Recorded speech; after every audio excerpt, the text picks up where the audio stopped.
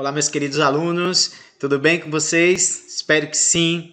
Nós vamos começar um ciclo de revisões do Enem. Então, nós vamos preparar algumas aulas de acordo com alguns objetos de conhecimento que dê sequência ao que nós já trabalhamos durante essas aulas remotas, mas que possa fazer com que vocês não só revisem esses conteúdos, mas possam retomar também alguns conceitos trabalhados no ensino fundamental ou nos anos anteriores agora do ensino médio, que possa estar dando suporte e quem sabe aí auxiliando a cada um de vocês a fazer o melhor na prova do Enem e também nos seus estudos em casa. Então, eu trago para vocês aqui um levantamento que foi feito que diz quais questões já caíram com maior frequência no Enem e que vocês precisam estar atentos. Que é grandezas e proporções, regra de 3, como o primeiro conteúdo cai com a maior frequência. Não só cai em matemática, como também cai em outras avaliações, em outras áreas de conhecimento. A matemática básica com porcentagem, matemática financeira com juros, problemas de lógica, problemas de montagem e resoluções de questões com equações, estatística com medida de tendência central e interpretação de gráficos também, produtos de probabilidades e probabilidade condicional e geometria plana, áreas de superfície planas, polígonos e funções de primeiro e segundo graus. Essas questões aqui são as que ocorrem com maior frequência. Eu trago aqui para vocês até esse levantamento aí.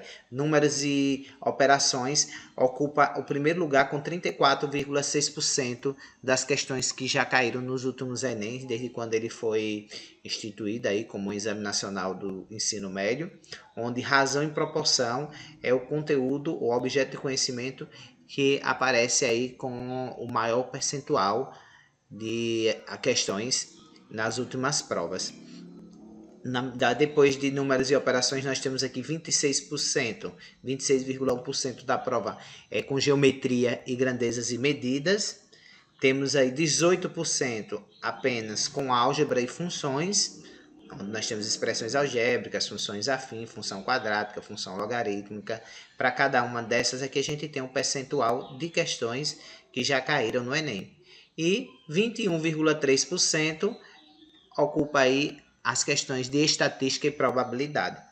Então, por esse parâmetro aí, a gente tem que ver que, assim, quando o nosso tempo é curto e pelas afinidades que se tem em relação à área de matemática, o aluno que tiver, assim, maior probabilidade de conseguir ter êxito na prova, ele pode estar levando em consideração esse quadro estatístico aí para poder realmente se dedicar o máximo possível naquelas questões em que ele sabe que sempre aparece um número maior de questões na prova e que ele possa também estar considerando aí as facilidades em termos de compreensão sobre esses objetos de conhecimento e fazendo esse paralelo de se dedicar conforme esse levantamento, ele consegue realmente também se sair bem, ter uma boa porcentagem de acertos na prova.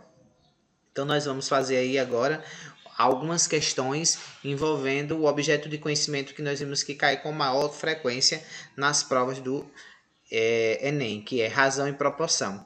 Esse levantamento também foi feito pelos professores de matemática do site professoresdematemática.com.br, em que traz não só esse levantamento, como uma série de questões em que vocês podem estar praticando, exercitando aí, desde o nível fácil ao nível difícil das questões que você tem aí no Enem. Essa, por exemplo, você está aqui com F, é porque essa questão lá no site ela é considerada como uma questão fácil. Quando caiu na prova, no ano de 2018, um número expressivo de alunos acertaram. Então, o que classifica as questões como fácil, médio ou difícil é pelo total de acertos em que a prova tem no final do exame.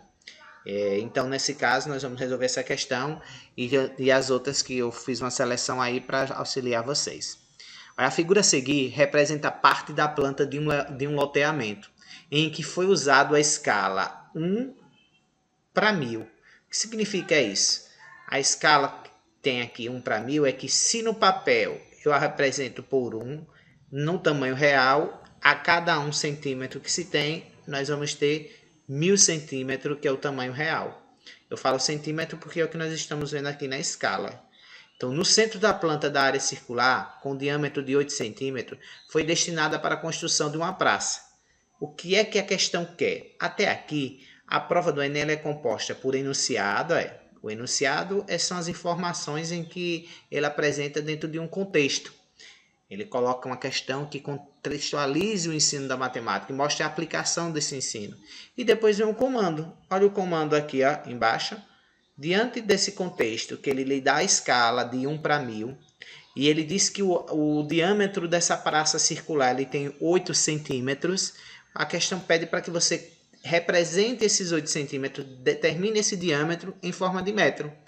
Então, se eu sei que a escala é de 1 para 1000, nós temos o quê? Que 8 centímetros que está no papel, no tamanho real, é o mesmo que 8.000 centímetros.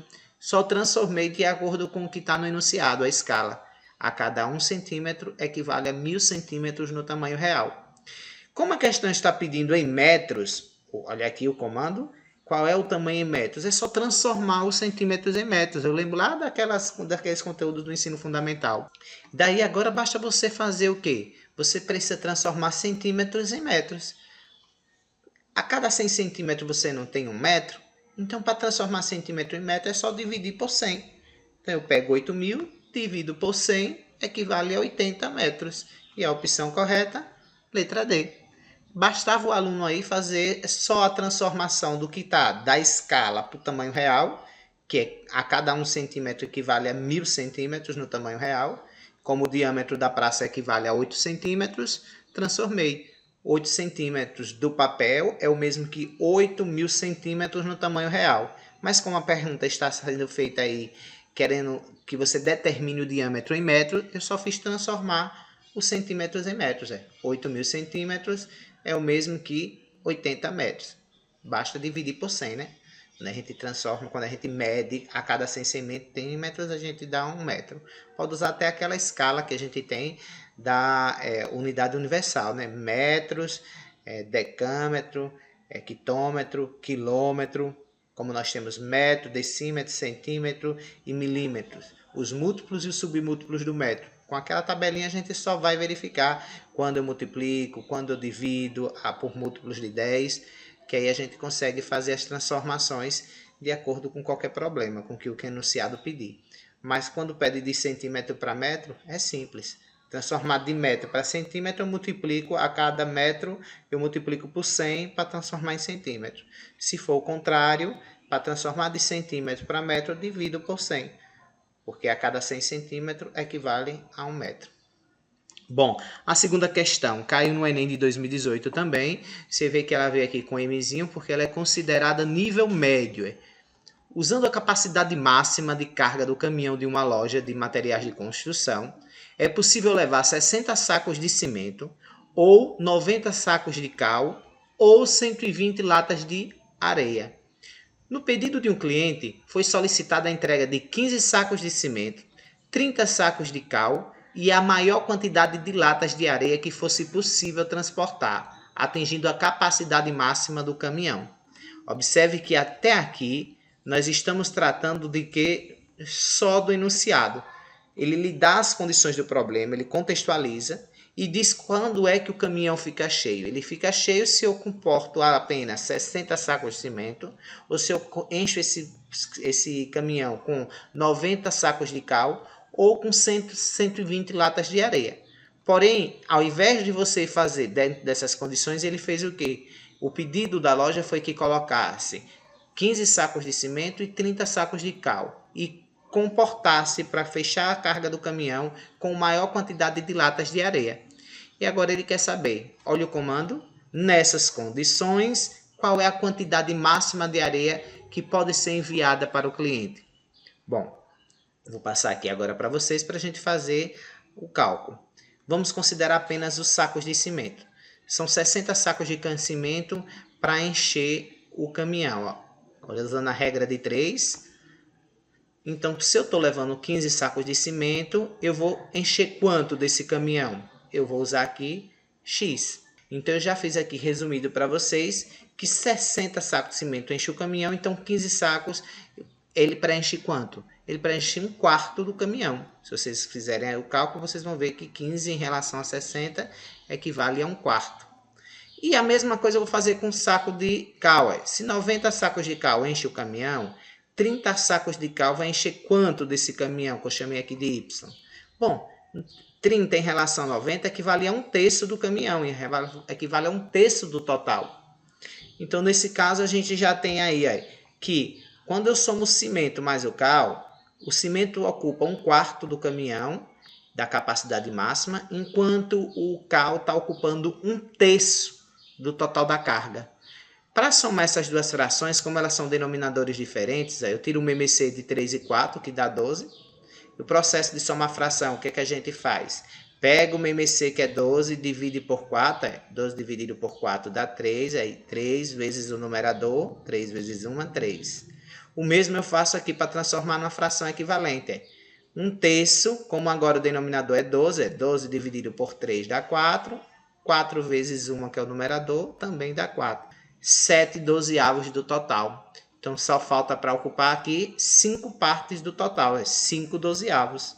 Se 5/12 do caminhão é o que nós queremos, o caminhão completo só com areia daria 120 latas. Então, eu tenho que saber quanto é 5/12 de 120.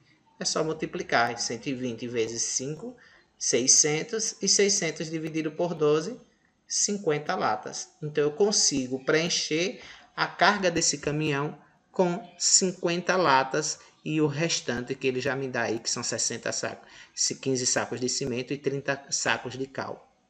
Esse problema, ele também poderia ser resolvido usando o raciocínio lógico, sem necessariamente todos esses cálculos. Então, não existe só um caminho quando você resolve problemas de matemática, principalmente as questões do Enem. Mas você vê que são questões de níveis muito simples, envolvendo razão e proporção. Olha a outra questão que caiu também no Enem de 2018.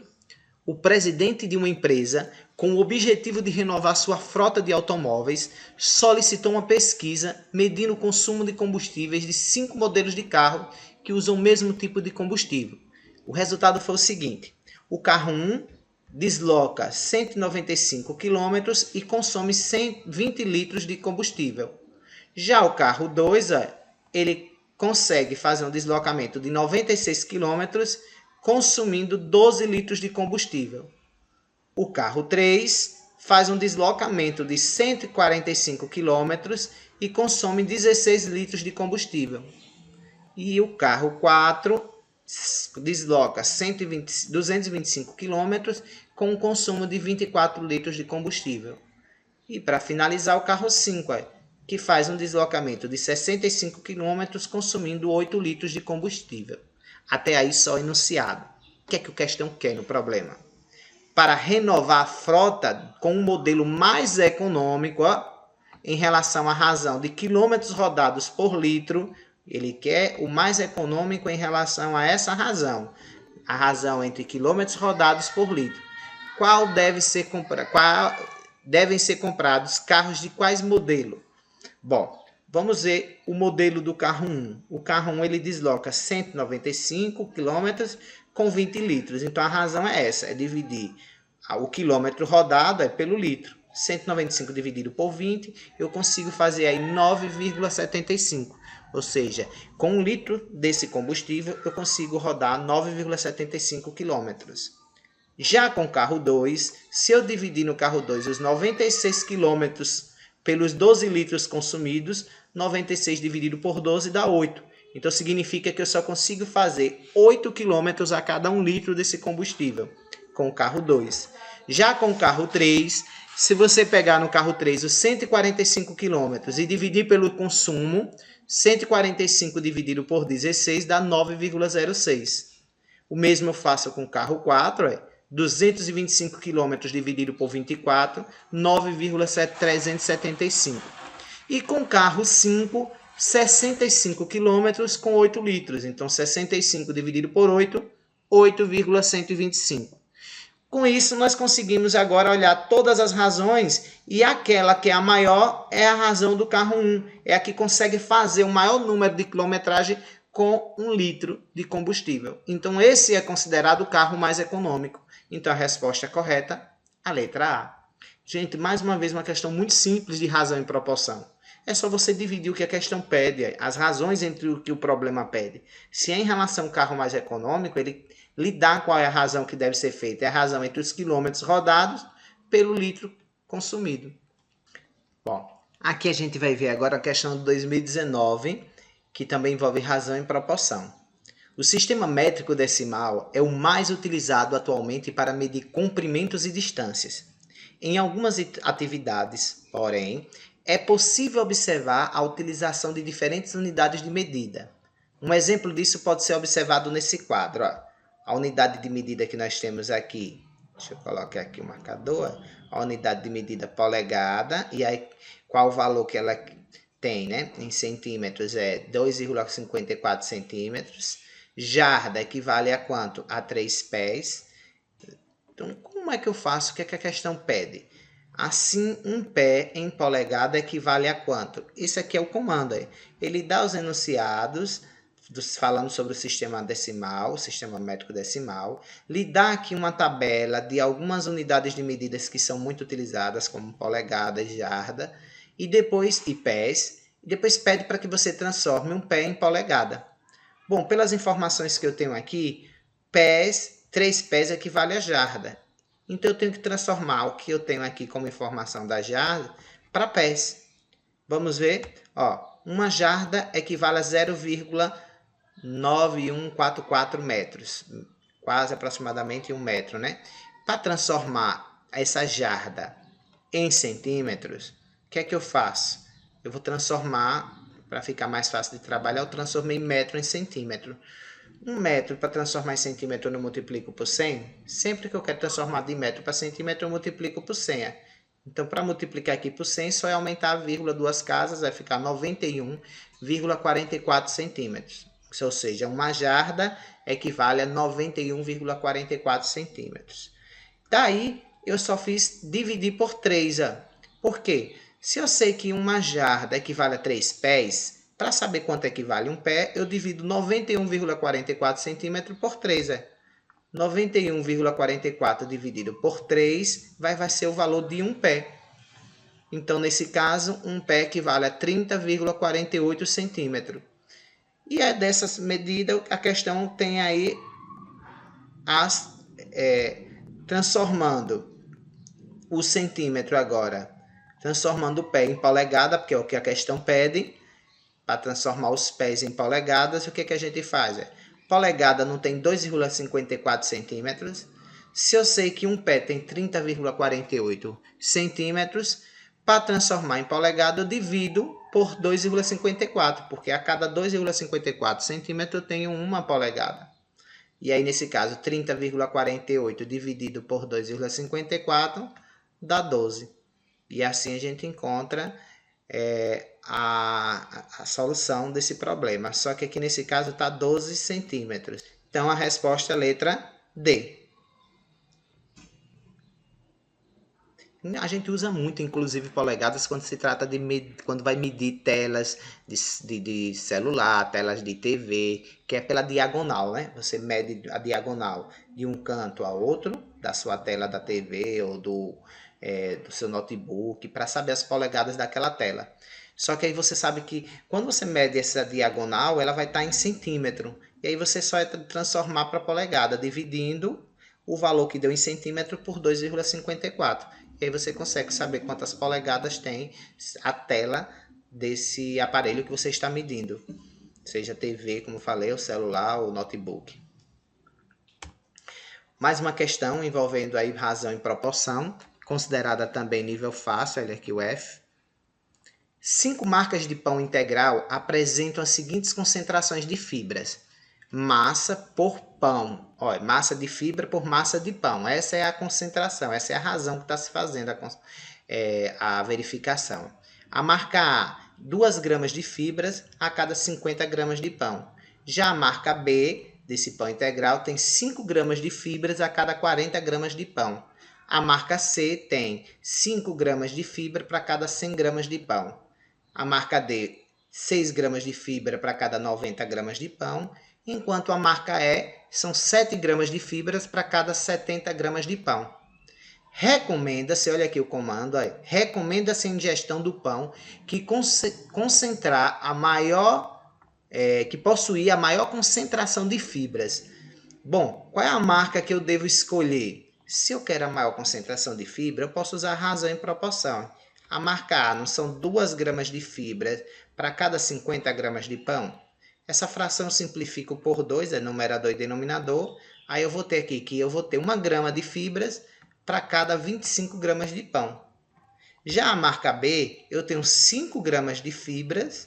Olha aqui a marca B, são 5 gramas de fibras para cada 40 gramas de pão. Fazendo a proporção aí, eu posso simplificar numerador e denominador por 5. Aí eu vou ter 1 grama de fibra para cada 8 gramas de pão. Nem precisa efetuar a divisão aí para transformar em decimal. Dá para a gente fazer a comparação por essa fração unitária, que é quando o numerador é igual a 1, né? A marca C, nós temos aqui na marca C 5 gramas de fibras para cada 100 gramas de pão. Simplifico também numerador e denominador por 5, vai ficar 5 dividido por 5 e 100 dividido por 5 dá 20. Ou seja, eu vou ter 1 grama de fibras para cada 20 gramas de pão. Já a marca D, eu vou ter 6 gramas de fibras para cada 90 gramas de pão. Simplificando por 6, vai ficar 1 grama de fibras para cada 15 gramas de pão. E na marca E, nós vamos ter 7 gramas de fibras para cada 70 gramas de pão. Simplificando o numerador e denominador por 7, vai ficar 1 grama de fibra para cada 100 gramas de pão. Olhando essas concentrações, o que nós vamos ter 1 grama de fibra para o menor gramas de pão que nós temos aí no problema é a marca B. Ela concentra mais gramas de fibra porque é para uma quantidade menor de gramas de pão. Então, quanto menos pão eu tiver para cada grama de fibra, significa que eu vou ter a maior concentração de fibra, não é? Então, nesse caso, a letra B é a resposta, ou a marca B é a que concentra mais fibras para a maior concentração de fibra por massa de pão. Por hoje é só. Trago essas questões só para deixar vocês um pouquinho aí mais animados em perceber quanto é fácil as questões de matemática e que se a gente pegar essas questões que a gente viu durante toda a educação básica, fazer realmente um levantamento das questões dos anos anteriores do Enem e com isso a gente começar a fazer um exercício em casa de separando essas questões de acordo com cada objeto de conhecimento e tentando fazer, vocês vão perceber que elas são muito simples e que não dependem apenas do conteúdo que vocês deveriam ter visto esse ano ou que alguns ainda realmente não conseguiram fechar todos os objetos de conhecimento, seja por qual foi a dificuldade encontrada, por tantas limitações que tivemos esse ano. Porém, lembrem que tudo que vocês acumularam durante toda a educação básica, esses conhecimentos, eles serão avaliados no Enem e que não dependem apenas do que vocês viram esse ano. Depende muito de vocês retomarem aqueles conhecimentos que vocês já adquiriram em todo o estudo da educação básica e que eu tenho certeza que vocês, fazendo esses exercícios, vocês vão relembrar e vão aí realmente aprimorar essas práticas, relembrar algumas regras e algumas técnicas que vão auxiliar bastante para a resolução de questões como essas. Na próxima semana a gente tem mais, fazendo seleção de questões como esse, que eu fiz o levantamento para vocês de acordo com a fonte do site que a gente viu esses gráficos, pela quantidade de questões que caem nos últimos anos, e eu poder realmente estar auxiliando vocês para se preparar ainda mais para essa prova. Boa semana para todos e até a próxima aula.